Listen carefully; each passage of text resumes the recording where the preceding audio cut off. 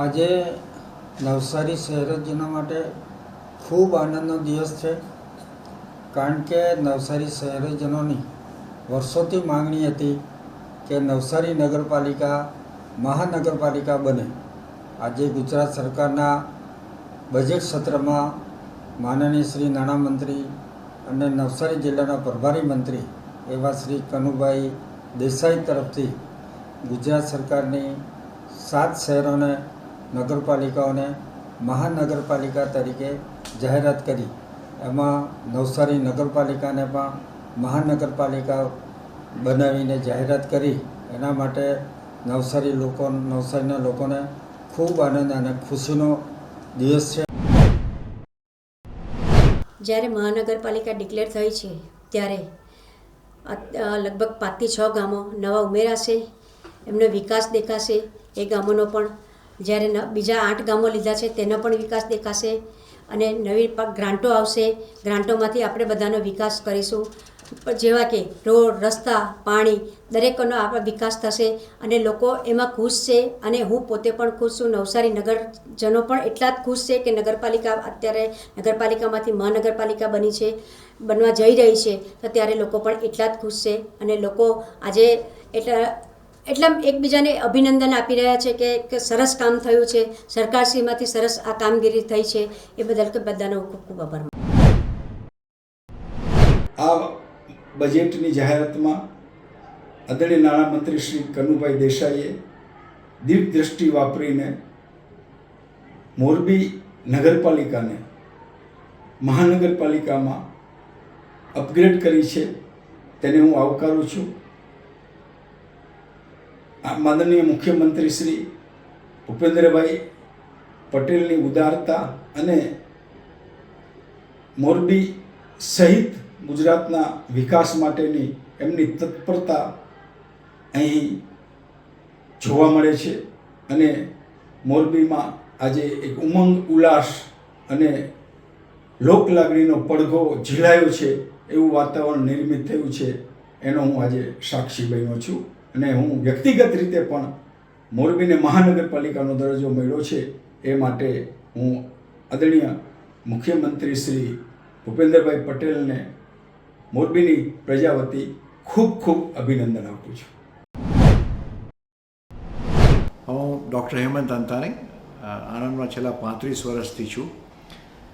મારા મતે આણંદ માટે એક ઐતિહાસિક ક્ષણ છે, કારણ કે આણંદની પ્રગતિ તો બધાને ખબર છે. દેશ વિદેશમાં Amul milk capital of India તરીકે પ્રખ્યાત તો છીએ જ. અહીંયા બહુ વિદ્યાનગર જેવું અદ્ભુત એક શૈક્ષણિક સંકુલ છે જે આખા ગુજરાતમાં વધારે મોટું છે. ચરોતર જેવા સમૃદ્ધ પ્રદેશનું આ એક કેપિટલ છે. આટલું બધું હોવા છતાં પણ મ્યુનિસિપલ કોર્પોરેશન ન હોવાનો એક હંમેશા અમને અહેસાસ રહેતો હતો, એનો અફસોસ રહેતો હતો અને એ ક્ષણ આજે મિટાઈ ગઈ છે અને અમે ગુજરાત સરકારના ખૂબ ખૂબ આભારી છે કે આણંદના સર્વ નાગરિકોને આ આણંદ કોર્પોરેશનની. મારું નામ કેતન પટેલ છે. હું ચરોતર એજ્યુકેશન સોસાયટીમાં સેક્રેટરી તરીકે હોદ્દો ધરાવું છું. આજે જ્યારે સરકારશ્રીએ આણંદ નગરપાલિકાને મહાનગરપાલિકા બનાવવાનું ડિક્લેર કરેલું છે, ત્યારે આણંદની જનતા તરીકે અમને ખૂબ હર્ષની લાગણી અનુભવાય છે અને આણંદનો ખૂબ જ વિકાસ થશે. આણંદની પબ્લિકની ઘણા સમયથી માગણી હતી, ઘણા સમયથી પેન્ડિંગ માગણી હતી. અમારા ધારાસભ્યની, મેમ્બર ઓફ પાર્લામેન્ટની, આણંદની પબ્લિકની. આ એનઆરઆઈ ચરોતર પ્રદેશ છે, તો ઘણા એનઆરઆઈઓની પણ આ માગણી હતી કે આણંદને મહાનગરપાલિકા બનાવવામાં આવે, જેના લીધે આણંદનું ઇન્ફ્રાસ્ટ્રક્ચર ઘણું સારું ડેવલપ થાય, કચરા અને બધાના નિકાલની વ્યવસ્થા ઘણી સારી થાય. એવી જ રીતે આણંદનો ખૂબ જ સારો રોડ રસ્તા બને અને આણંદને ગ્રાન્ટો પણ ઘણી વધારે મળશે, જેનાથી આણંદની આજુબાજુનો ગામડાઓનો અને આણંદનો ખૂબ સારો વિકાસ થશે. તેથી અમે આણંદની જનતા તરીકે પણ ઘણી ખુશીની લાગણી અનુભવી. સંકેત ઇન્ડિયા આણંદના મેનેજિંગ ડિરેક્ટર તરીકે હું મેહુલ પટેલ.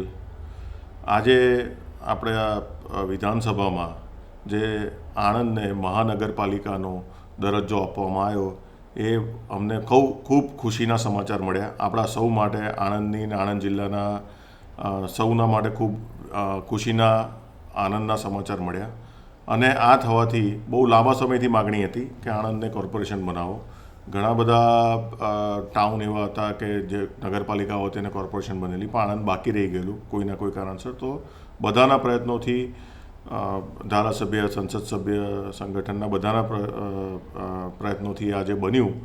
તો આ સાથે અમને એવું લાગે છે કે આણંદ જિલ્લાનું અર્થતંત્ર અને આણંદનું અર્થતંત્ર ઓલમોસ્ટ જે થઈ રહ્યું છે એમાં ડબલ એનું અર્થતંત્રમાં વિકાસ આપણને લાગશે, ડબલ ટર્નઓવર થઈ જશે બધાના.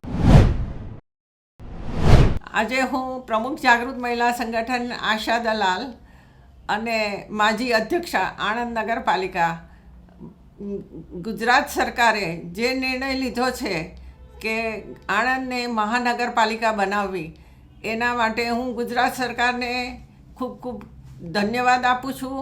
અને આણંદના આસપાસના વિસ્તારોની મહિલાઓ વતી હું એ લોકોની મારી ખુશી વ્યક્ત કરું છું.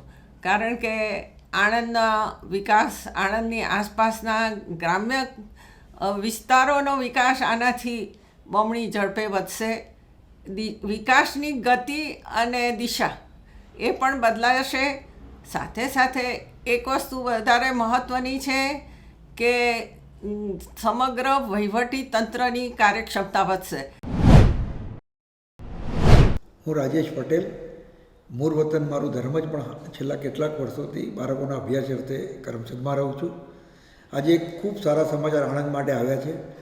માનનીય મુખ્યમંત્રી અને માનનીય નાણામંત્રીએ આજે બજેટમાં ઘોષણા કરી છે કે આણંદને મહાનગરપાલિકાનો દરજ્જો આપ્યો છે. ઘણા સમયથી આ માગણી પડતર હતી. એ આણંદ માટે એક ઐતિહાસિક દિવસ છે. આણંદ શ્વેત નગરી કહેવાય, એ નગરી હવે વધારે ઉજ્જવળ બનશે. કારણ કે મહાનગરપાલિકા બને એટલે મ્યુનિસિપલ કમિશનર IAS કક્ષાના અધિકારી આવે, સરકારની પણ એમાં દ્રષ્ટિ ભરે અને ખૂબ મોટા બજેટ પણ આવે અને વિકાસની કોઈ મર્યાદા ના રહે એટલું મોટું કામ થવાનું છે. આણંદ, વિદ્યાનગર, કરમસદ અને આજુબાજુની જે કંઈ મર્યાદા નક્કી થશે એ તમામ વિસ્તારનું એક સર્વાંગી વિકાસનું એક એવું મોડલ રજૂ થશે.